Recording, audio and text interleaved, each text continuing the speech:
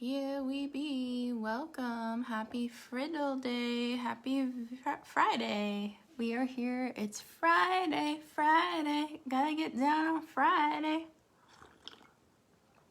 Does anybody remember that song by Rebecca Black?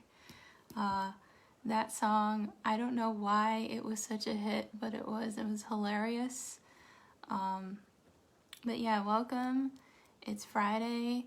I'm doing storytelling. I think I'm gonna keep this consistent. I actually took so many notes today.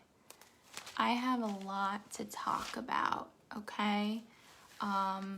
This is specifically to people, who grew up listening to radio, especially in the Washington, D.C., Baltimore, Maryland area. Radio was God back in the dizzle, Radio was God. There was no podcasts. There was no Joe Rogan. There was no all the podcasts that we listen to now. It was motherfucking radio. And I know a lot of people in New York are gonna say Howard Stern was the shit. He was. But where Howard Stern didn't become the shit until he was at a little radio station in Washington motherfucking D.C.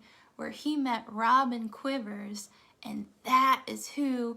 I don't care what you say about Robin Quivers. That woman is a queen, and she deserves all the fucking accolades, because even over everything, that show's been going on, and it's still going on today, and I really think it's because of Robin keeping everything going, But, in Maryland, we had two huge, so alternative rock was really, really big, and it was like, just huge, It was a huge scene, and I was like in middle school when I first discovered a little radio station called 99.1 HFS. And I was thinking about this the other day because I was like, HFS was huge. It was like everything to us. It meant everything growing up. And HFS was like what kept people going, It was like this culture that kept people grounded and like talking, and that's when, MTV was huge, but, it was really the radio stations that kept everything going, and HFS was like the shit, okay? DC 101 was the shit. That'll come in later, because another radio show still going is Elliot in the Morning on DC 101, which also that doesn't get enough credit, and also 98 Rock as well. So there were a lot of radio stations, that really kept the backbone going. But there was one, HFS, 99.1 HFS. And 99.1 HFS was so big that they had a festival, and I have the stats here.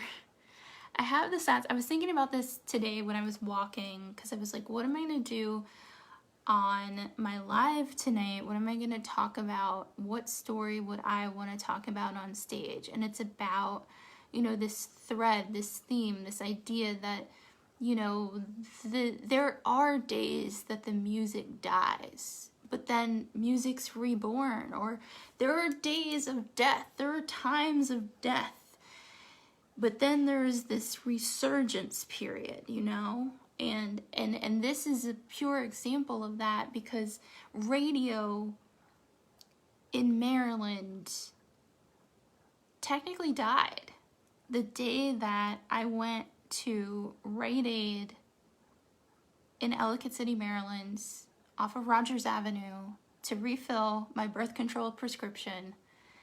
And I turn on, and this is like decades. I mean, HFS been around for decades and decades.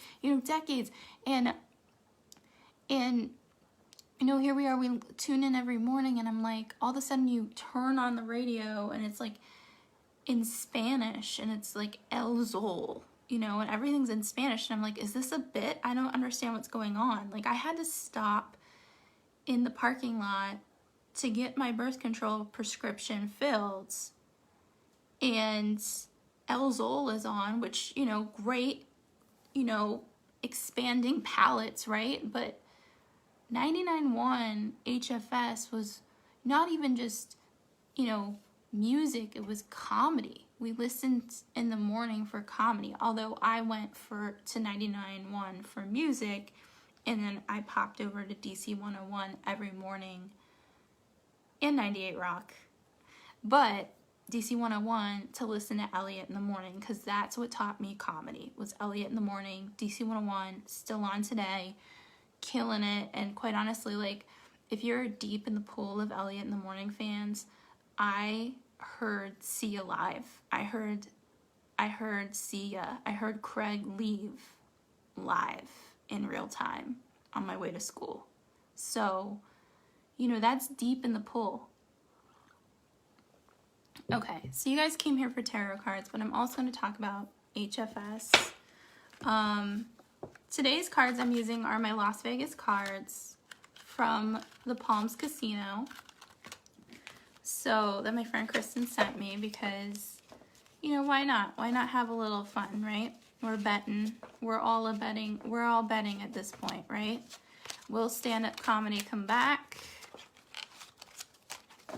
Or is this what this be? You know what I mean? Are the clubs going to be open again? 7 of Fire. There's a lot of competition going on. 7 of Clubs. Competition. You gotta... This is like the card of the guy clawing to the top while wands are being thrown at him, which, I mean, there's nothing more symbolic of stand-up comedy. Which, like, this kind of reminds me, everything that's going on right now does remind me, you know, for stand-up comedians, it reminds me of or artists in general, of when 99.1 HFS died. And the festival was huge. I mean, I'm even looking at the lineups. Like, the festival began in 1990. I don't know any of the bands that headlined, to be quite honest. You know, the festival started in Reston, Virginia, and then they moved it into DC. But it's interesting that they had one of the festivals at the Prince George's Equestrian Center in 1992. And then, I'm sure this is boring everybody because I'm having low numbers tonight. That's all right. Fuck everything. I'm going to talk about it because this is something I would actually do on stage. And it's important. Music is important, just like comedy is important. Fucking art's important. Like, this is important. So, but it's interesting, you know, like, they had everybody headlined from, like, Red Hot Chili Peppers in 1999. If anybody remembers the band Bush, like, Bush was there. I don't know if they... Oh, let me say hi to everybody. Hi, William. Hi, Kelly. Hi, Mary Beth Mooney. All sending you love. Hi, Roberto. Hi, Jennifer. So, you know, they had, like, Limp Bizkit. And for some reason, Jimmy's Chicken Shack just was, like, the band that kept on going. So they were there from, like, the beginning and all the way to the end. But, you know, they had... In 1999, listen to this lineup, and they had multiple days. Main stage, 1999, Limp Bizkit headline, The Chemical Brothers, Run DMC, Bush, 311, Everclear, Filter. Who remembers Filter? Holy shit, like, that's a blast from the past. Buck Cherry, Jimmy's Chicken Shack again, here we go. Power Man 5000, I don't know that band, but if you're a fan of that band, they were there. And Fuel.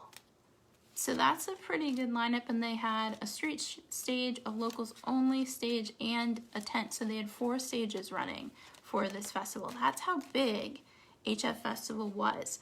At times they had 3 stages, at times they had 4 stages. They had, like, several different stages for this festival. It got moved to RFK Stadium and then eventually FedEx Field in Washington, D.C.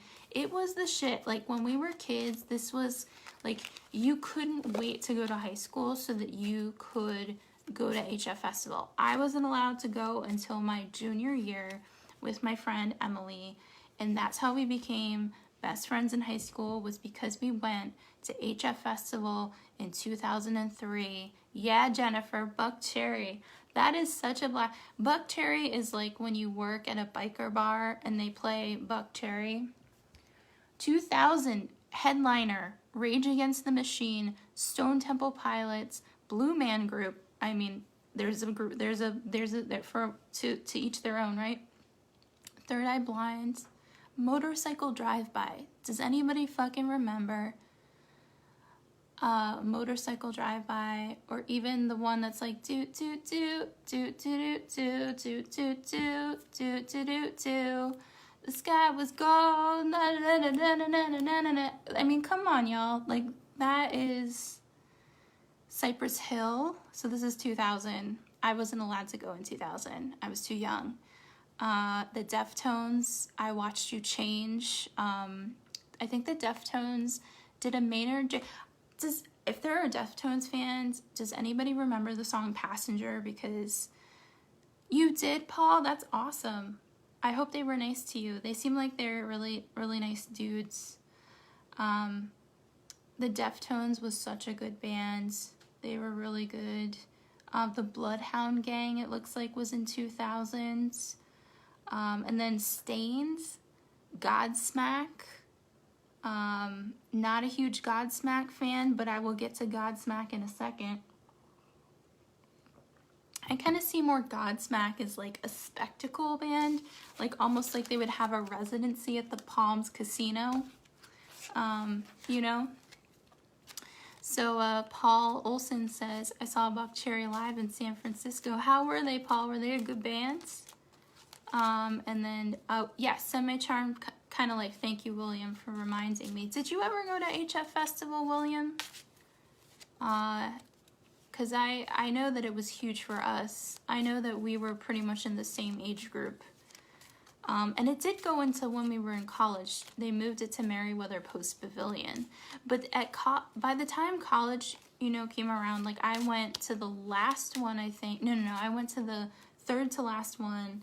But Warped Tour was huge. Like Warped Tour became a thing when I was a senior in high school. So like Warped Tour basically was, you know, taking us out into sort of those emo screamo bands and sort of that underground scene. And I know I was part of that scene in Baltimore. We would go like a lot. we were way too young to go to this place called the Thunderdome in Baltimore, which has I don't even think it was in Baltimore. I think it was in Arbutus, Maryland. And me and my friend Emily and some of my you know, emo punk sort of friends would go and see these local bands and like be in love with all the singers and all like the bandies, you know. Will says, nah, he was a broke boy. I'm sorry about that, brother. It was huge. It was in a huge south of Market bar. Oh, that's awesome, man. I can't even imagine what San Francisco was like back in the day, Paul. And then Jennifer says, I'm older, but for us it was Lollapalooza. I have always wanted to, there's Lollapalooza, there was Lilith Fair. I never went to Bonnaroo. I don't mean to knock anybody that is a Burning Man fan, but I honestly think it's a satanic ritual. I'm just putting it out there. I just think it's so creepy. I think Burning Man is so fucking creepy. Burning Man is so fucking creepy. It's just like a bunch of people like are on psychedelics and walk into bonfires. Not for me. I'd rather see Third Eye Blind, you know. And then I'm a closet Dave Matthews Band fan. Have been since I was like in you know, like 13. So if one day I always said like I'll know life is good when I meet somebody who's also, I'll meet the love of my life when I know somebody also is a closet Dave Matthews Band fan. I fucking love them. Yes, Lilith Fair, right? They're Fiona Apple, Sarah McLachlan. I can't remember everybody who was on Lilith Fair. I never got to see Lilith Fair. I was too young. I wasn't allowed to go, and it kind of scared me at the time because I was like, what are these wild women doing? We're supposed to be prim and proper and go to church, you know? But that's not what's going on. Okay, so the year I went to HF Festival was May 24th, 2003, and it was at RFK Stadium, which is where the racist foosball team plays. And not that they're a racist team, it's just that, you know, their name is semi, you know, like a lot of these like ball sport teams, you're like, you know what I mean? So, okay. But I know a lot of people love ball sports and all that stuff. So, but this is the music festival, right? So, the year that I went, Godsmack headlined, okay? I would never think Godsmack, I'm gonna smack God. I don't ever think of Godsmack as a headliner until you see them live. And you're like, you were a circus act that somebody was like, let's put a little bit of evil into you and then also, you know, put you up. They're definitely like, if you ever saw the movie Showgirls, Godsmack is like the production that, you know, Elizabeth's character was, that Nomi's character was doing in Showgirls. It was just like this weird volcanic eruption. And that was Godsmack Live, was basically Showgirls Live, but, you know, guys with pentagrams and shit. So that was Godsmack Live. There was a lot of pyrotechnics, an angry men, because anytime you go to these like music festivals that are more like punk based or even, you know, rock based, these guys get into those weird dance circles. It's very primal. It's a very primal event, and guys like shove each other, you know, the mosh pits, but it's almost like these weird dance mosh pits. And you know, okay, so these cards are out. 10 of Wands, 10 of Clubs, doing your work. We're all here doing our work in whatever capacity, so hopefully I can make you laugh. This is my work. 10 of Pentacles, family ties, family coming together. I know I pick my skin, so you're gonna see that shit. But 10 of Pentacles, families coming together. We are a family. Come into my kitchen and sit with me. Okay, so 2003, this is the lineup that I saw. So they had a main stage, a street stage, a local stage, and a buzz tent. And I'm pretty sure that was probably like a sponsored, you know, small band tent.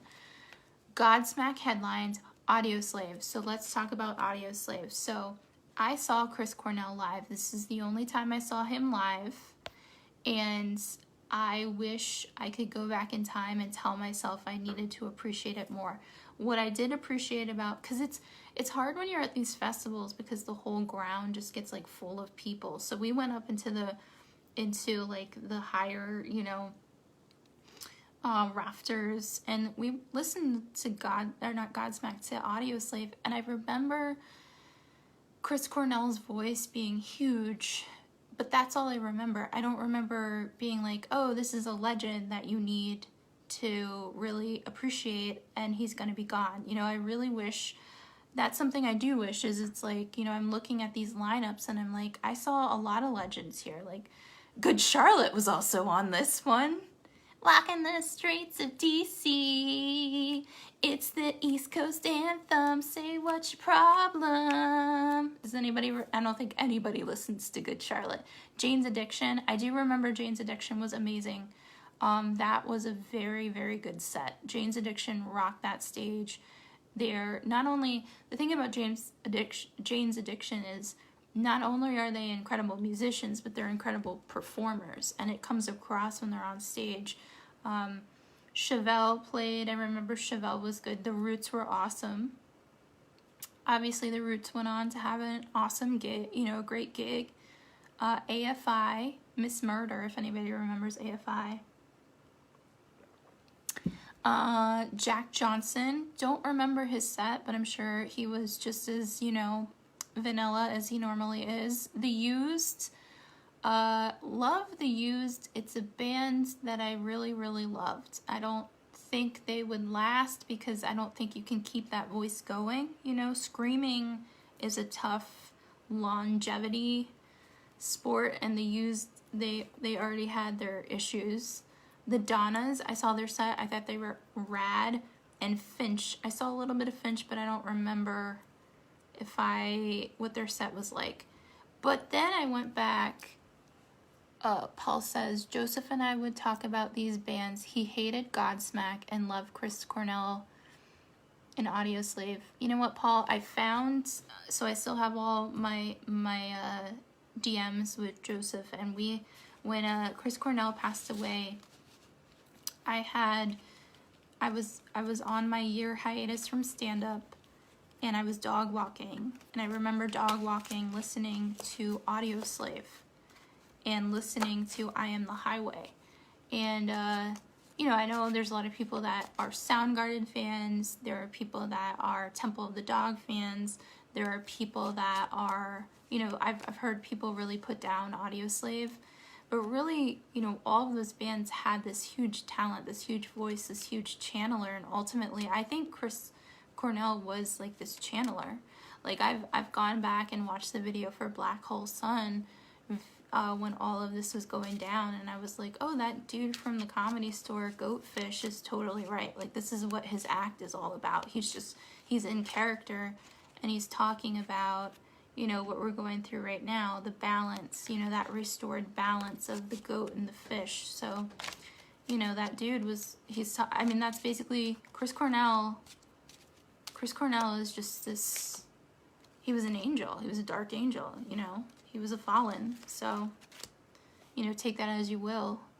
Paul says, wow, I'd love to find mine. I don't know if you check your DMs, you could probably go back and check and see. It's tough when you check a DM from, you know, your dead friend. It's kind of like you are going into this weird portal of the past, you know, but it is this really beautiful thing because you can see why, you know, they stay so deeply in your heart, right? So it's interesting because Chris Cornell had passed away very close to our friend Joseph's death, and he really loved music. Joseph really loved music. So it's kind of freaky. Like, I love how everything kind of comes into, I was like, I'm just gonna let this video be what it is. He wrote so many jokes. He brought so many people together. He protected so many people. He was such a staple in the New York City comedy scene. Honestly, that's why I don't think I could ever go back to New York City. I used to think it was because I was a failed comic, and now it's just like, no, because that chapter's over. That was Joseph's chapter. That was Joseph Roach's chapter. So thank you for reminding me. He did write, and he was also a great improviser, and he also is the reason why I think stand-up comedy is not gonna die. I really do, you guys. Live streams are keeping us going for now, but I think, you know, the inside of the comedy clubs have closed. The doors have closed for now. But Paul, I need you on here. I need you to talk to me. I need you to talk me through this, because when I first started in New York, so I was overseas. I started stand-up in New Zealand. I did 2 open mics in New York, but I moved to New Zealand for a long time. And oh, thank you so much, Jennifer. And you are too. I mean, I love your stories. I love, you know, the Dirty Dancing story, and but I mean, when I moved to New York as a stand-up, not as a scientist, Joseph Rocha, our friend Joseph, he was this person who came to this open mic that I hosted every Wednesday at 206 Lounge, which is now a gluten-free restaurant. Fuck your gluten-free bullshit. It was a wine bar owned by this beautiful Slovenian family that lived in just the old school Bleecker Street sort of Greenwich Village scene. And the mom ran the bar, and she was just wonderful. And she had this wine cellar, and it became this comedy lounge, and it was hot in the middle of the summer. It would get really hot, but we didn't care. We just did stand up there, and I would host this mic that was basically do new material, any material, no material. And I would, and to keep up with the 5-minute mics, I would do 7 minutes, and it would be, you just had to donate to the bar in some capacity, get water and tip the bar, get a drink, just keep the bar going. And we hosted this mic in this wine cellar that just basically had 2 like sides with rows of chairs, kind of like what you have going if Todd Montesi's still on here. And because I have, you know, a bad memory, I can't remember if you do your shows on Tuesday nights, but check out Todd Montesi. He's been killing. He's been a staple in the New York City comedy scene for so many years, and just a really all-around incredible guy and great producer. So, but, you know, Joseph would come to my mics and he would protect me. I had a really weird stalker at the time, which is probably why, you know, I've changed the color of my hair and kind of like moused myself down, is because I had a stalker my first year of stand-up, and I was like, you know, I'm just here to write jokes. I'm not here to like get into, you know, this trouble. Tuesday nights, yeah.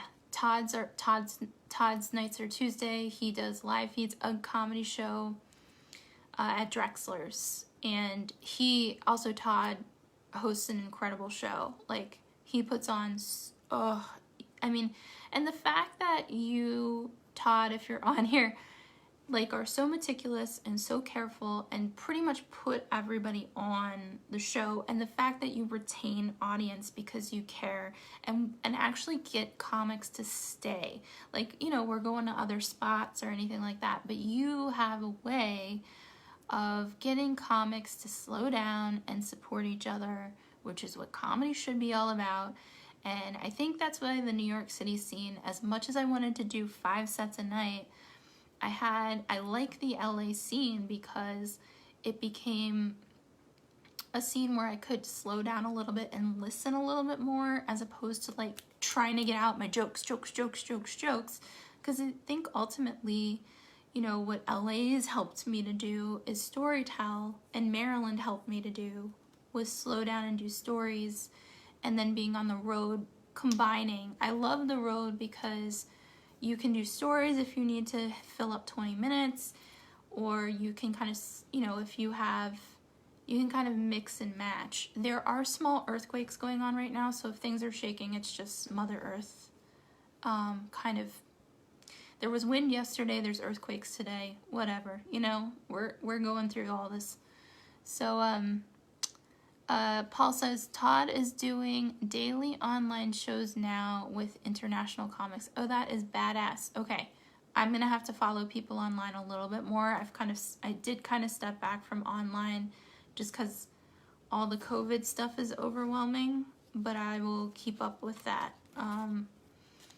But yeah, so Joseph Rocha would come to the 206 Lounge mic along with a lot of people. I found some some sign-up sheets in my old notebooks, and I was like, holy shit, like, look who all came to these shows, you know? It's really cool. I will, Paul, I promise. I'll check it out. And Jennifer says, yes, my mom thought there might have been little earthquakes today. She's in NoCal. Yeah, there's been some. I saw Nevada. I would say I'm a little bit closer right now to Nevada. I'm kind of in between. I'm kind of halfway in between Nevada and LA, which I like, because, you know, if stand-up even starts, I'm going to start a show where I'm at so I can get to Vegas on the road, get to wherever I need to on the road, and then, you know, pop in and out of LA, because I'm not sharp enough for LA right now. With all this, I've got to find my voice again. Which gets me to the point of Joseph Rocha. So, Joseph encouraged me, and he always sat in the front row, right? So I had the stalker. He was like, he caught on. He was this kind of guy that just everybody gravitated towards. He was an angel, you know? Everybody is an angel in their life. And And so he would come to 206 Lounge, and then I decided to have 2 mics, but I wanted one to be free because everything's paid, and a lot of us as comics, I mean, there's been times as a comic where I couldn't even afford like my period needs because, you know, you're just paying for mics, and so you just kind of go to a bathroom and like steal their toilet paper, sorry, and you just kind of make do with what you can. So I started this mic in Washington Square Park, kind of in the theme of Dave Chappelle, kind of the idea that, you know, Charlie Murphy, like that idea. And it was under the archway. It was every Sunday at 7:30. It was a summer mic, but we did go into the winter. And Joseph would stop by pretty much every Sunday and just encourage me. And if people didn't even, I mean, there were times where it was so crowded. And I would say cunt to little kids, like, people would just come in and improv and just fuck around and tell their stories and tell their jokes. And there were people I met there, like Liz Glazer. I met, a J. Raj. I'm trying to think who else, who's still a comic today, would stop by. But there were so many people, you know, that I met through that. And it did make me, it helped me roast, because if you want people to stop and listen, you have to be like, what the fuck is wrong with your shoes, you know? And you can't be nice to New Yorkers walking by. You have to be like, you have to just like insult them. That's what New Yorkers are all about. So, and then that extended to a friend of mine had a subway show that we did in the subways.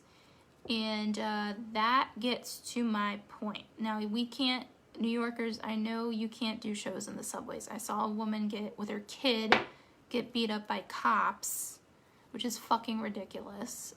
But we can do them outside, you know? So this is something we could all technically do, because even if the clubs are closed, we could take comedy outside. It can be done. It just... I mean, where I live, Jennifer, I live in a Joshua Tree area. I don't quite live in Joshua Tree, but I don't really want to give away the town I'm in because it's a very small town. Even though I live in a very remote area now, I do live in the middle of the desert so what's up, Vernon? But I do live in the middle of the desert right now. Because, you know, once the clubs and everything closed in Los Angeles, I started getting really depressed because I wasn't able to go to the park because people don't have sense. There was a guy in my building who was still going to the gym. I don't even know why the gym was still open, being like, I don't understand why this is still going on. And he was still going to the gym, and I was like, people, come on, let's get some common sense. Yeah, I'm in the high desert. So we could do this though. We could start shows outside and be like sister cities to each other. So like everybody that's on here, you know, if you want to start an outside show, me and my friend John are going to try and find a plot of land where everybody can like pull their cars up and just use, like, you know, a friend of mine showed me this trick with receptacles. My friend Ray saw this from another comic. When the mic cut out, he was headlining. I wish Ray, if you're on, you know, just remind me that comic's name, because when the mic went out, basically he was using like a glass to basically be a microphone. So my friend John was at my house the other day, and I kind of live in this valley, and we tested it, and basically the noise does carry. So like I was using a baked beans can that was cleaned out, but that could be stand-up comedy, you know? It could be just the art or storytelling. Like, you know, just sit on the top of your car if you don't have a car, you know, wherever you are. Like, this is a call to action. So yeah, stand-up's coming back. It's just not going to be in the way it was before. So yeah, that's what's going on now. So like, let's see. the way I kind of see it happening, at least in my area where I'm at, is there's really close by is Wonder Valley. And Wonder Valley does have a lot of space where people can park their cars and kind of go in like a bonfire sort of old situation, you know? It would be fun to have a megaphone, Jennifer. I'm thinking about people that, because I want it to be a storytelling thing where people from the community can just also tell their stories, where it's not just stand-up comics. Because I feel like, you know, I live near a Marine base. I've seen some fucking veteran ass looking motherfuckers out here that you know have seen some action, you know? So it would be fun though. Okay, so I'm gonna get back to my story about the day the music died. And I might lose my voice, but I'm gonna keep going. Rechargeable amp for $100. Okay, hold on. Let me test this. I tested this last night. Hold on. Be right back.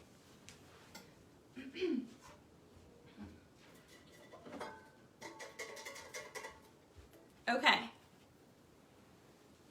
So this might sound crazy as fuck, right? But think about this. So I'm in a valley and I'm doing stand-up comedy. So this is my black beans. I got this for $1.19 at Stater Bros, and then I just dried it out. And I just have to sit here to Lance. I know you saw this last night. I just have to sit here and be like, hey guys, where my single gals at? Where my ladies at? Hey, you know, like we could do this, right? I'm doing it. I'm doing it. Yes, speak from and through your knees. Is that a technique? I don't know anything about speaking technique. I speak from my cunt. Just date from my cunt, you know? But yeah, speaking from our cunt, right? Or your balls. Speak from that taint. Speak from that delicious taint, you know? Okay, let's pull a Palms Casino card, right? Let's do it. Because I want to get back to the day the music died story. And it really, 99.1 HFS just up and died. It just became, it was like nobody told us that radio station was going kaputs. You know, 20-something years, maybe even 30. The perennium. I don't think the word perennium is used enough. Actually, I'm going to switch. Wait, I'm going to do one Palms Casino card. Ah, got it again. Oh, shit. The stand-up comedy card. That is crazy. Let's do a goddess card. Actually, I want to do a moon card for my Marylanders. Maryland friends. Any Maryland people out there? Okay, I'll pull a card for everybody, but with the intent and love to the... Because we got to talk about how a lot of the greatest comics come from DC and Maryland, okay? Like, it's no, like, Dave Chappelle, Wanda Sykes, Tony Woods, Monique. I don't care what people say about Monique. That woman, Hunt Valley, Monique, great comic. Let's think about the amazing Aparna Nancherla from DC. The DC scene birthed some of the best comics out there. Fight me. Okay. Fight me. Hi, Chris. How you doing? Okay. Expect a powerful change. New moon eclipse. We got an eclipse coming in June, y'all. All right. Meditate and contemplate. This is represented by the energy of Pisces. DC, super hardcore. DC, Virginia. That Chesapeake Bay water. We got people on here from the area. That Chesapeake Bay water. It's got something in the water, right? You know why I think people from Maryland, DC, Virginia. It's like that runoff. At one point in time, I remember when I was a kid, we had this really bad breakout of listeria bacteria, and we still ate the crabs, you know? We still ate those fucking crabs. Yeah, it is the crabs. We still ate those listeria bacteria crabs, and then we were like, they basically fed us this shit, you know? I don't know. Okay, it is the crabs. And yeah, Havre de Grace, which, oh fuck, who's from Havre de Grace? There is a comic from Havre de Grace. Ugh. I know there's somebody from Havre de Grace that has a Comedy Central special. I'm just trying to, like, Arbutus, Havre de Grace. I don't remember who is from Havre de Grace, but when I do, I'll talk about it. Oh, other comics spent time in DC. Ari Shaffir, Josh Adam Myers from fucking Germantown. I'm trying to think of other DC comics that I can't remember right now. Are they a comic, Paul? Oh, here's one. Nothing is yet set in stone. That's totally okay. Let's see what happens. Moon cards. You know, when I was on ayahuasca, what I was told is that Maryland is the bay, and the bay is like this vagina, and that Maryland, is the land of Mary, which is the land of the mother, which is the land of the Mar, M-A-R, which is really just the land of the sea. And you can take that interpretation any way you want. However, what the real thing is, the mother is in the ocean. Now, you know, there's all that fucking kingdom shit that also, you know, happens with all that bullshit, and how the Maryland flag is also sort of very racist as well. But my dad still has Old Bay socks that I got him because, you know, that's how we do, right? So, Cal Ripken Jr. Yeah, we got Cal Ripken Jr. with all the ball sport players and stuff. You know, I don't hate ball sports. I don't.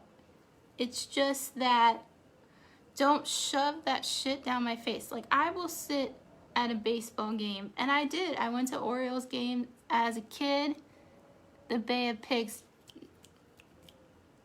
not Maryland, I'll say that. Let's see, who's from Aberdeen? Chris, where are you? I thought, Chris, aren't you from West Virginia? The Gulf Coast.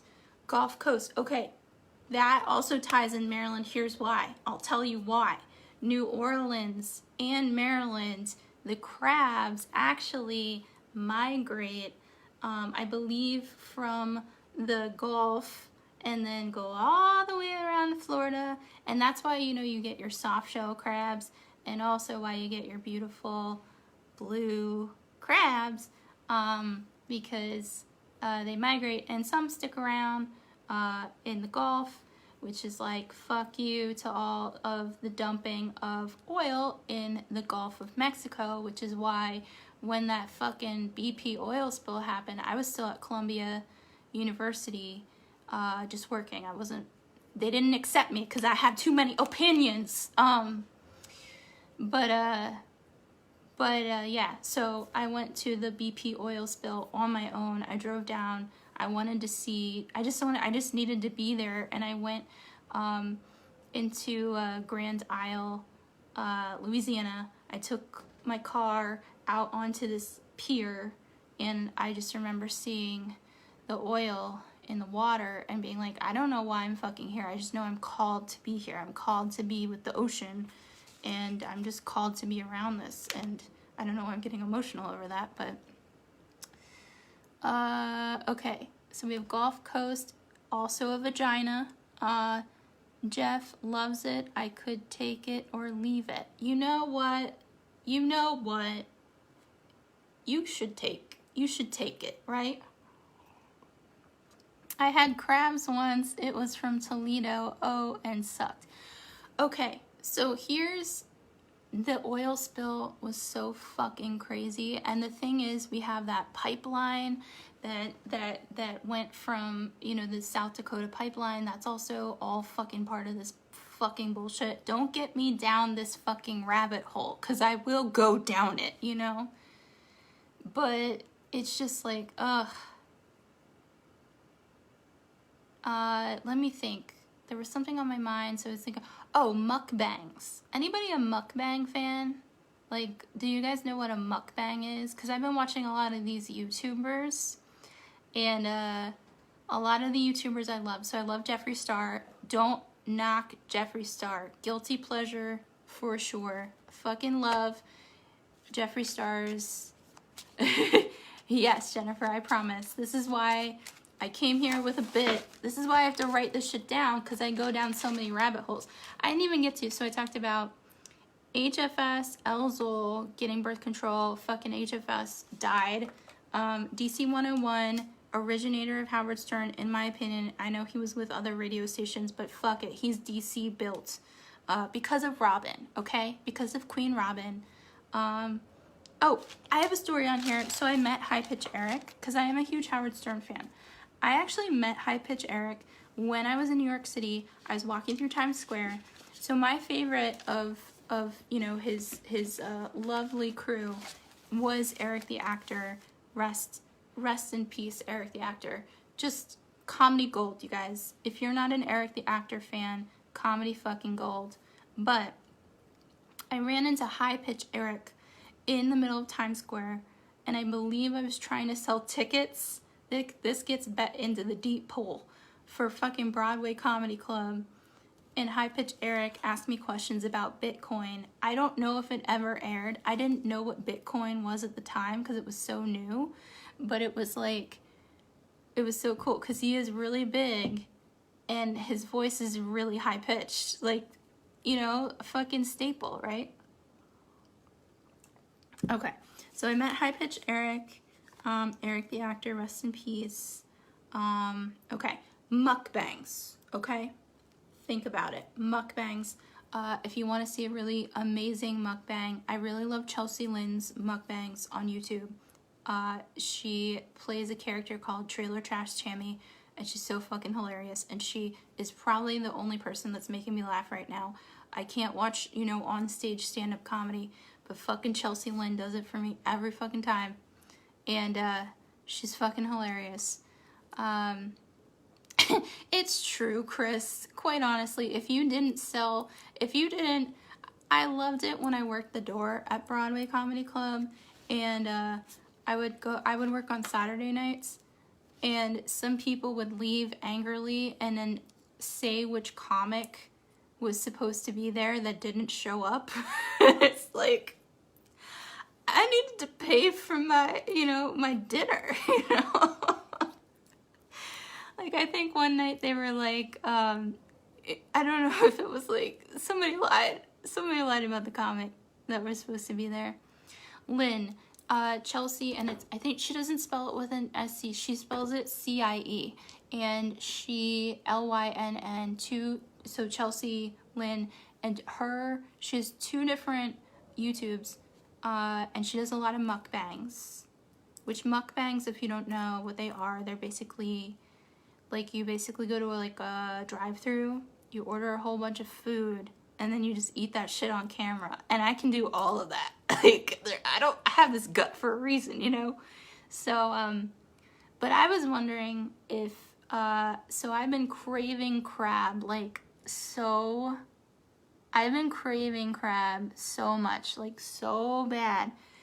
And I was told my neighbor actually told me the Pacific Coast Highway is closed, and I was gonna take, quite honestly, I was gonna take like a laundry basket. This is so bad. I was gonna take like something to try and see if I could catch crabs off the Pacific Coast Highway, because that's how basic a bitch I am. And so, and I would do it, and then I would make friends with them, and then I'd be sad, and I'd be like, oh, I can't bring them with me. But I want to see if I could do a mukbang live on Facebook of me cracking crabs. I don't know if the marine base here is going to have crabs. Well, I'm sure they have several types of crabs, but I don't think they have the kind I want, you know? So I'm gonna try and see if Vaughn's, there's a Vaughn's 2 towns away. I'm gonna see if they have seafood, the seafood I want. And if they do, I'm gonna crack some crabs and do a crab cracking mukbang right here for everybody to watch. So I don't know how that's gonna go, but it's gonna go. Yeah, the Marine base, they don't even just have Marines here, they have Navy. And I just bought my first car for the first time in my life. And when I looked at the Kelley Blue Book and the fact that it's been to like every Marine base, I'm like, whew, I gotta spray this shit down. Because I don't know. It's like, I don't know what kind of dick juice is all over this shit. You know what I'm saying? I'm sure he was a very nice boy, you know. I'm sure he was a very sweet boy. But let me just pull a card from the Palms Casino. I need to pull a card. The Navy has so many seamen. I wish I had a shot of something tonight, but I don't. I don't have a shot. 9 of Pentacles, you guys. 9 of Pentacles is out. Grounding, solidity, love. Oh, which brings me to, you know what? I have, what do you mean by that, Jennifer? Pages? You mean like cards pages? What's up, Jeremy? And you do enter on Dick Juice, that is for sure. So I have a podcast. It's out. I haven't recorded an episode yet for tonight, but I've been trying to record daily podcasts because I have nothing to lose at this point. I can't go on the road, and I don't need to worry about what other comics are doing. So I'm just doing my shit. And although I do miss myself a very good Wawa. Like, that is something I'm missing is Wawa. So I do have to say that. But I have a podcast about love because love is a scary subject for me. And what I realized in this quarantine, is that I have been, as Jennifer said, been dating these like motherfucking ain't shit fuckers, and it's not everybody. I've had good dudes too in my life, but what I realized is I've been blaming stand-up comedy on not being able to date, which is not fucking true. It's just that I was too scared because I'm like, oh, if I even give 1 ounce of my energy away, then I'm gonna lose my spot in stand-up comedy and I don't have time for love. And I realized, oh, well, no, actually, you just were too scared. So I started this podcast to understand what love is. And it's called the Firewolf Podcast. And it's on Anchor, it's on Spotify, and I'm having a lot of trouble with iTunes. My old podcast, Solar Plexus and Chill, is on iTunes, but I can't seem to get the Firewolf approved for iTunes right now, so I'm just gonna wait out that storm. But unfortunately, because I can't get it approved for iTunes and because Anchor has the rights to the audio, I can't make the promos I want to make, which makes me so angry because I want to use audio promos and I can't get my audio to do that. So hence video now, because I've just been using audio promos for a long time, mainly because I'm afraid it's all connected. So hi John Yeager, thank you for love. Oh no. I mean, it depends on what love means. I'll say, John, it depends on love. Like, love is family love. Love is, puppy love. Love is Venus retrograde right now, which is square Neptune, which means things can be very deceptive. So I have to be very careful about that shit. love, you know, for all of us, like, is faith and hope.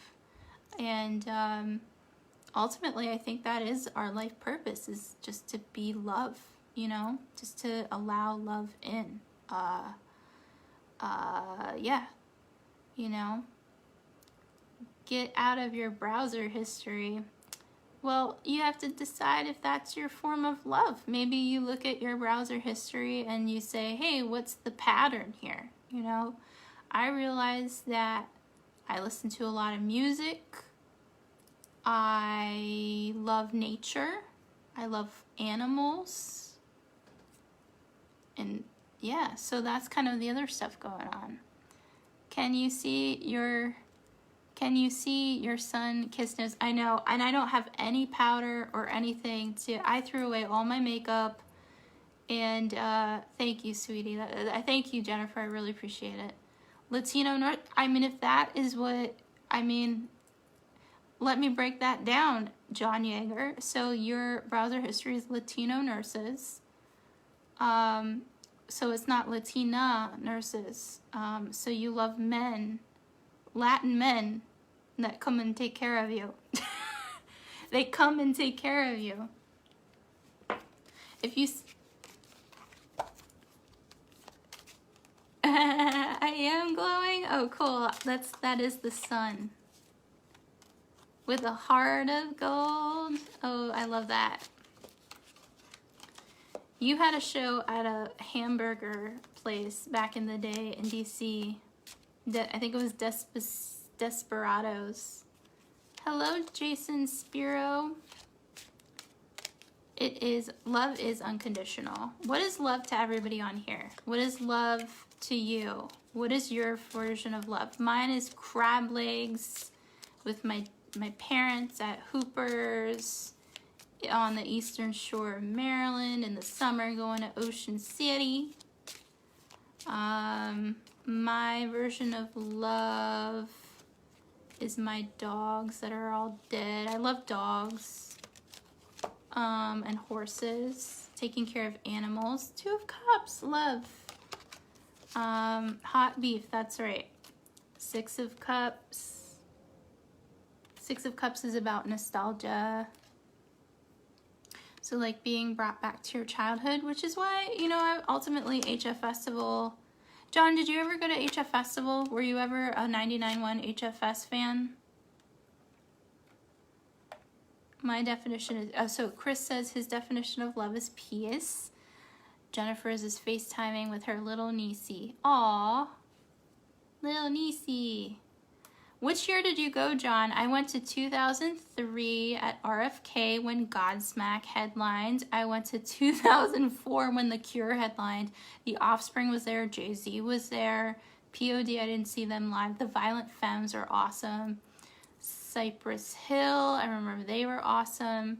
Papa Roach, The Lost Prophets, Yellow Card, OAR, and Voodoo Blue. I don't think I need to... John, that is such an old man joke. You need to get a better punch on that. No, write a better punchline. Okay. Then the year I went in 2005, I actually missed, so I saw Coldplay.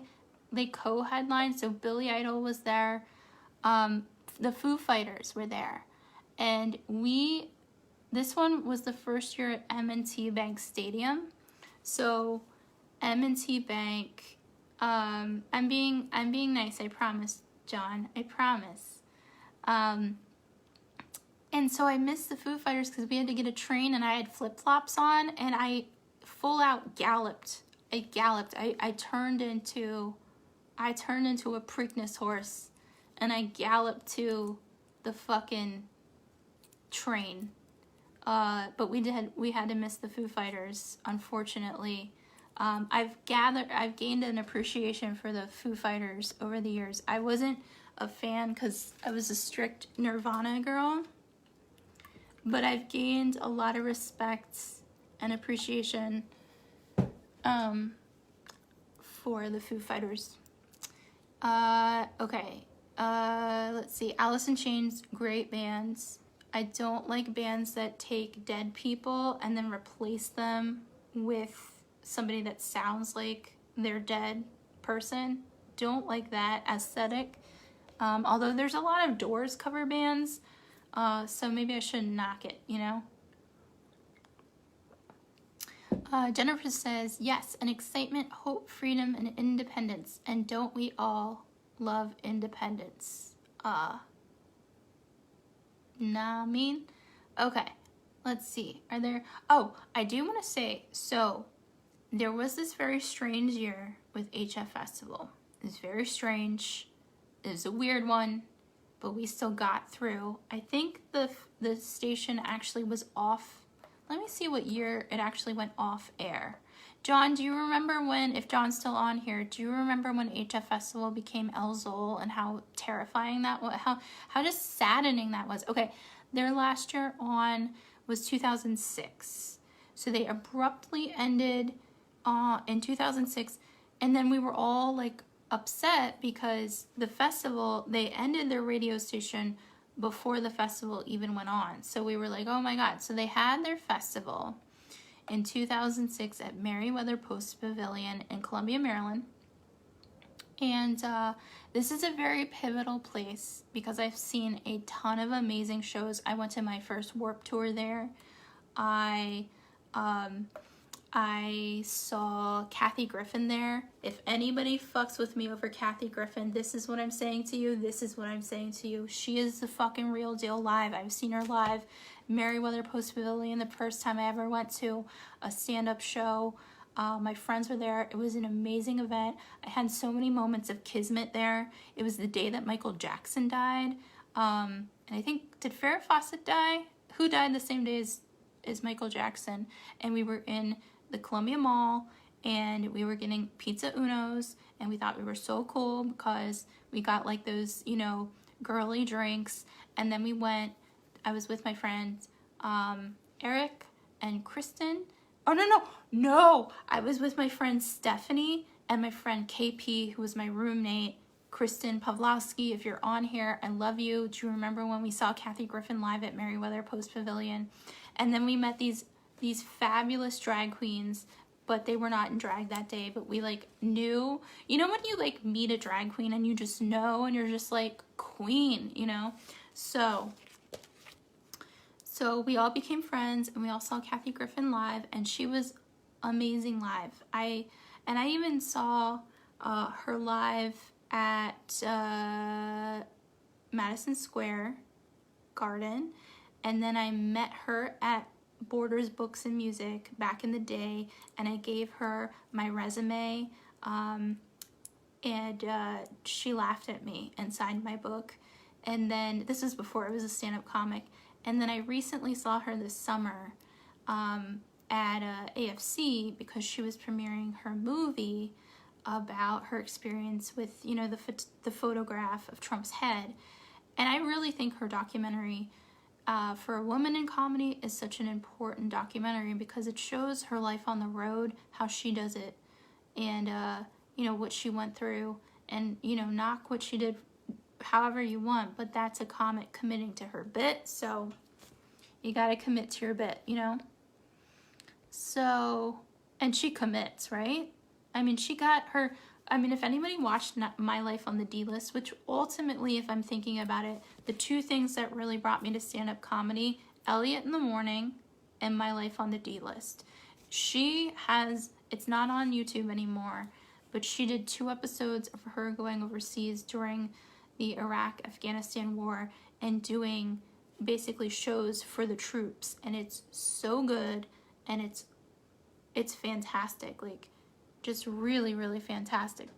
My Life on the D-List was such a good show. It was really ahead of its time if you really think about it. And I think, honestly, I don't know enough about the Kardashians, but I think it was pre-Kardashian. You can fact check me on that. And she was also on Bravo, so, okay. I have a lot of things written here. So, oh, the chili cook-off. I never went to the chili cook-off, but I will say this, huge Carbon Leaf fan. So if there's any Virginia people, DC people, there was a band that never quite popped, but they were very local. Carbon Leaf. They were amazing. they sang a song called The Boxer. I think that was their only hit outside of the area, but they were really, really good. What's up, Dante? Oh, thank you so much. I miss performing as well. I miss yelling at crowds. I miss yelling at people. I have a lot to say now. But, okay, so now I have so much stuck in my tooth. So, okay, so the last year HF Festival, they had a day 1, day 2. It was supposed to be the last year. They tried to bring it back in 2010. They tried to bring it back in 2011. They did have sort of an HF Festival. Merriweather Post Pavilion was its like final days to die. But that big last year, I still remember it. I think I went to both days, but listen to the headliner main stage first night. Does anybody remember Modest fucking Yahoo? Anybody? Is that a blast from the past? Modest Yahoo. That's right. He had to go down. He had to be Green Frog. Yeah, I missed the Green Frog. I was actually looking at posters on my Instagram trying to jog my memory, and I came across a lot of Green Frog stuff and thinking about Martinsburg and, you know, that drive out to Martinsburg and all the sheets. Oh, and the stripper shacks that are out there. Because in Martinsburg, West Virginia, they don't have strip clubs. They have stripper fucking shacks, okay? Which is very, you know, you gotta love it, right? So, yeah, he's an Orthodox Jew, and he performed at sundown, and it was a good show. And then Kanye West, quite honestly, I don't remember seeing Kanye West live, and that's so weird to me that I don't remember that. Cypress Hill, Rise Against, which Rise Against is a great band. I know my friend Emily is a huge Rise Against fan. Can we just, so day 2, oh, Atmosphere, I remember they rocked. The Misfits, Jimmy's Chicken Shack again, and All Time Low, which I think when I used to produce, so I used to like be in that band scene, just, you know, on the periphery, I guess, or maybe I was in it, but I think I met All Time Low. I think they played a show that I tried to produce and fucked it up royally, in White Marsh, Maryland. Jennifer says, I dated a boy from West Virginia, and I visited his family and discovered and fell in love with Sheetz. Now, Sheetz is a really great place to go, not only for gasoline, but for the schmegel. And if you've never had a schmegel from Sheetz, I can describe it to you. It's basically, you don't need any teeth to eat it. It's a bagel with mushy bacon and eggs. And if you smoke meth for a career choice, which that is a lifestyle choice, you can, at 2 a.m, have a schmegel, which you order on Punch Pad, which is another staple of Sheetz. Now, there are strict people who either only love Sheetz gas stations or only love what is called Wawa. Now, Wawa gas station is more geared towards Philly, Jersey area, mainly Philly, but it's also in Maryland and more northeastern Maryland, like Arbutus and Havre de Grace. And I'm gonna fight people. Wawa wins every time. Best food, best brand products. Like, I get Wawa coffee. Like, it's over all the things. Over Starbucks, over Blue Bottle, over Dawn. What do I have in here? I have something, Dawn Perros or some shit. Meth is a career choice, Jeremy Paul. That is why people are committed to what I said about Kathy Griffin. Committed to the bit. People are committed to the bit. maybe I'll pull a card from the Palms Casino. Larry, absolutely best mac and cheese. Now, if we're gonna go meth, best meth, I'm not in that category. I would have to say you would have to ask. So in my college town, we had both. My college town's Westminster, Maryland. We had a Sheetz on Main Street in Westminster, Maryland. And then we had a Wawa, which was down Route 140, which was my shit. That was my jam. Now, there were people in my college who preferred the Sheetz, and they were wrong. You have to understand, they were wrong about their choice. Okay, so also Wawa had the best, cheapest gas prices. So Jennifer says, I was asked whether I was a Sheetz or Wawa person by this girl, and I was just living within Virginia, and I was like, Sheetz, because what is Wawa? And now I know. We're here to educate we're here to connect as a community, okay? And it's not that it's wrong, it's just that it's a spiritual process. And sometimes, you go from taking a shit in Sheetz, which, many of us have probably done while we're on the road, to being like, I go to Wawa to just find my pumpkin spice coffee. 10 of Pentacles, familia. 10 of Diamonds, family. Okay. Let's see. Cards for, if you need a card, I have a bunch of cards on the table, but I'm using my Palms Casino cards that my friend Kristen gave me. Mainly because I miss Las Vegas and I miss being on the road. So she sent these to me so I could have the road with me. Queen of Fire. Hone your inner queen, y'all. Queen. Okay. I think I ran out of stories. Loves, oh, that takes me. Okay, Jeremy Paul, your Love's gas stations in the South is awesome. I would say Love's gas station, if you're going through Southern Virginia, what is that? Spring something Virginia, not Springfield, even deeper into Virginia. I have slept in Love's parking lots. A good gas station when they have random just gifts that make no sense, okay? You're at home, right? So there's a Buc-ee's gas station in Texas.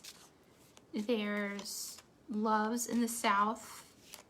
There's Circle T.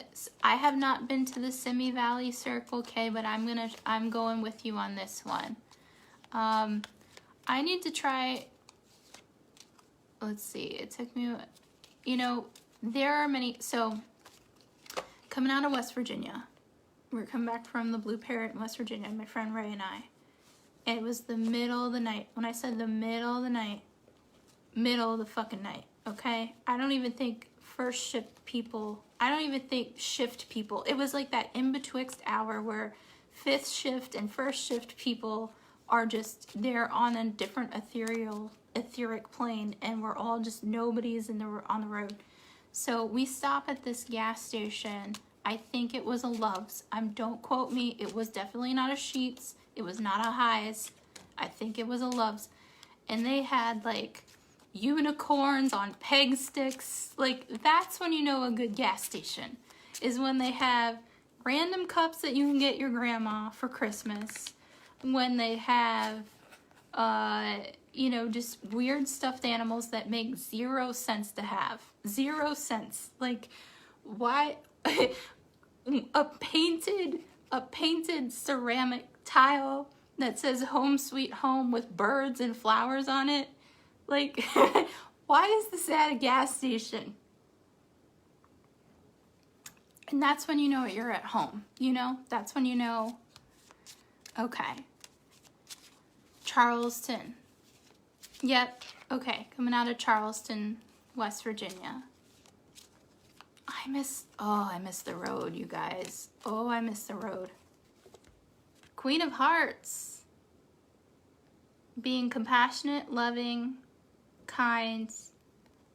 Can be associated with water signs. So if you have any water sign friends out there, this is for you. I'm going to pull a moon card. My cards are upside down. Well, this one was out. End of a tough cycle approaches, Capricorn energy.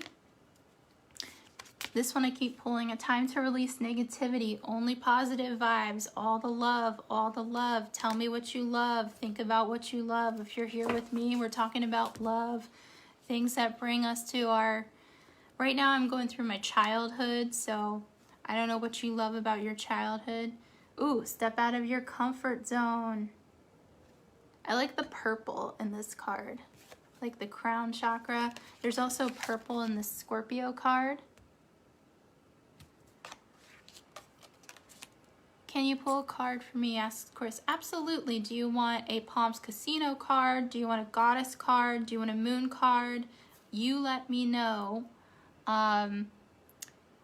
Okay, so Jeremy says, yeah, I have the worst road luck ever. We've talked about that. But I miss it. You have a lot of crazy road stories, and that's what makes you as a comic. Like, it's not about luck, it's about the battle that we go through, you know? That's what makes us strong, right? That's what makes us, like, fucking be able to handle all this shit. They fucking throw it at us like a fucking quarantine. These fucking bitches. Okay. The Palms Casino, I got you, Chris. So let's see. Palms Casino, Larry says he loves May. Cause you're a Taurus. Oh, I remember that. Ah, cards fall. Okay, here's what. There's one on the floor. So if it's on the floor, it's in the door. All right, Chris, this is what fell on the floor. Four of Swords. So that is the card of surrender. That is the card of meditation.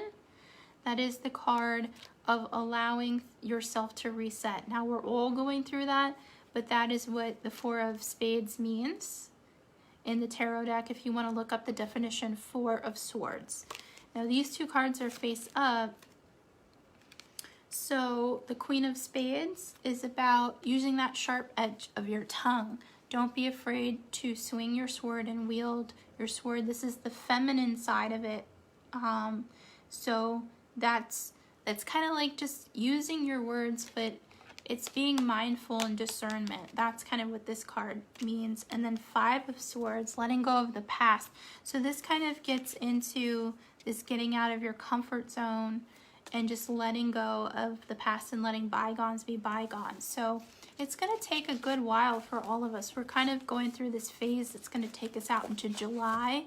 When it comes to love, we have to decide what love really is, you know, and that really means, you know, where do we deceive ourselves in love? Where are we finding truth in love? What are the lies that we told ourselves? Does this person have to be this way? Does this person have to act this way? Did this person respect you? Was this person mindful of your feelings? Those kinds of things.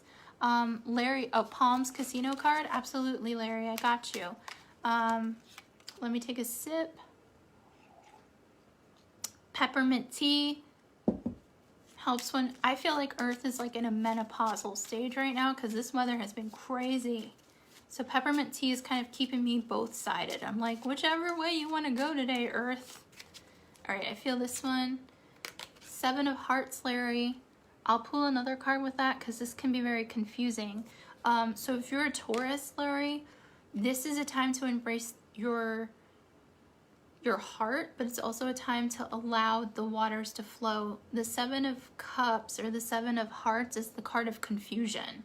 So that's why I'm going to pick a second card with that. Another seven. Ha! 7, 7. Seven of Swords. Okay.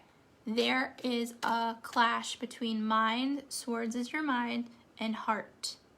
So this is, I'm going to ask the moon cards what actually brings your mind and heart together, because I have a feeling this is a feminine thing going on for you, meaning like this has to deal with, because you're a Taurus, you're ruled by the planet Venus. So Taurus needs Venus healing. Okay. This brings out the Aries. It's time to take action. Okay. So if you've been holding yourself back because of fear, this is saying it's time for you to like keep going and take that jump. Taurus. You know, Taurus is going through a technological change. So you're literally kind of having to go through a cycle of healing technology or healing through technology. I know it sounds so weird. It's a really, really hard one to kind of, so it also could be related to your mom, your mother, the mother, something related to mothers here. Okay. I hope that helps. If Larry gets one more 7, I'm taking him to Vegas. Well, let's bet on Larry, okay? Not we're betting on Larry. We're not going to use you as a... Let's sit with Larry and send Larry love. He got an 8. He took it one step up. 8 of Pentacles. Okay, so this is the work, Larry. This is your life project here. This is about being like a craftsman here and kind of like bringing that together and really crafting and really being like dedicated to the small details, but this also has to do with technology. So I have a feeling it's almost like you're developing something from the ground up. That's cool, man. No Vegas. 8 is his birthday. Oh, dude, wish Larry happy birthday, everybody. We're on the 15th, but that was last week. COVID birthdays. I didn't even tell people it was my birthday. I was like, I don't even want to celebrate. I got myself some bodega cookies and I kept it moving. You know what I mean? Aces are out. Ace of Wands. You know what my birthday present is going to be? I'm going to do a mukbang episode eating cracking crab. And I'm going to teach you guys how to fucking eat some crabs the right way. No fucking pussy. And I'm going to say this to people with their fucking crab cakes, okay? No. Crack some fucking crab. Okay. Or lobster. Ace of Wands is new beginnings with creative projects. It's kind of like that spark of the match. Spark of the match. Yeah, Chris and Larry, you guys should know each other because Chris, so Larry produces a show in New York City. I know you were in the Village. I'm sorry I was not there. I went back to Maryland, quite honestly, and did a show there. But Chris also does road gigs. So if this shit comes together, we are all family. Or we do sister fucking shows outside, okay? Like I was saying earlier, we fucking do sister shows. I'm going to do a storytelling show with my friend John. And we're going to social distance the fuck out of it. Again, using the fucking can of beans as my fucking receptacle because I've been talking into a dick microphone for way fucking too long. I hope that wasn't too loud for you guys. Okay. Crab cakes are good, Dennis. Crab cakes are good. I'm just saying that, you know, be like, you know, work your hands. You know, you got to get into it. You can't have somebody, crab cakes are fucking lazy. You know, you got to really crack. You got to crack. You got to get the mustard out. You got to open up. You got to open up the inner. You got to dissect. You got to be one with the ocean, right? Crab cakes are just being mad lazy. Although they do taste good. But I like fresh fucking seafood. I like fucking steamed. I like steamed mussels. I like oyster shooters. And fucking crabs. Cracking crabs. Comedy Attic on Wall Street. Larry. I'm telling you. Go to the fucking bowl. And on Wall Street. Get a fucking can or whatever. Get it. What's up, guys? My name's Larry. Or you're just a big, you know, you've got that charisma. Wear a fresh hat, you know. Wear a fresh hat. you know, and just wear red or, you know, whatever your favorite color is, wear it, go to the Bull and do stand-up comedy there, you know? Who cares? Bring some people there. You know, social distance the fuck out that shit. You know, you got Battery Park right there. You know, I don't know what the situation, I know the situation's a lot different in New York City. I know a lot of people, I have a friend, maybe I'll get her on this live, that's been working, she worked the morgue, and it's really shitty, and we're going through a lot of shit. But that's why you're needed, Larry. Go stand by that Bull, put yourself on Facebook Live, be that fucking Taurus, you know? Which is the okay, let's be honest, okay? Out of all the signs, Taurus, y'all are the most stubborn. Capricorn's stubborn, you know, Aries is stubborn, but Taurus, holy shit, try and get a Taurus to fucking get, you know, just, you do your thing, you know? You definitely do your thing. Okay, so Jennifer says, yes, I would like a proper crab cracking tutorial. So when you want when I say you want a proper, there's the prim and proper with the fucking mallet, and then there's me who doesn't have a mallet here. I'm going to use a hammer. I'm going to use what I need to, you know? That's proper, okay? It's messy, gets under your skin, your nails. You get all messy. You get that Old Bay in your nails. You smell your hands. That is proper. I will teach you how to crack some crab. Oh, you're in Greenwich, Connecticut. Is there a park near you? Yeah, with your bare hands. Don't wear no gloves. You don't need no lobster bib. Lobster bibs? Get that juice just down, you know? Get that juice all the way down your body, you know?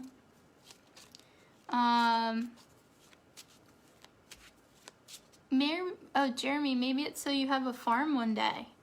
I'm starting small. I have a feeling that these fucks are fucking with us, so I'm just planting whatever I need to learn how to plant. All right. So, does anybody need any more cards from the Palms Casino? Or moon cards? Any cards? Going once, going twice. All right, so what I'm going to do is I'm going to do some conclusion cards. I'm going to conclude the energy with some goddess cards. So the theme here is about love. And Jennifer, that's hilarious. Okay, so Jeremy wants a moon card. All right, let's do a moon card, and then I'll do a goddess card, and then we'll conclude. If you would like to listen to my podcast, the Firewolf podcast, I have one out every day. I still have to record one tonight. That's why I'm getting off the live. But basically, it's just me talking about love and what scares me about love. If you would like to be a guest, DM me. I am on every single day. I will bank episodes. I will do what I need to do. Just DM me and say, you want to tell your love story. And this is about love, like what makes you feel love. Like, when did you feel love? How did you feel loved? You know. Okay, here's your card. Oh, a new start is coming. New moon. New moon's on the way. You got this. You're a Leo.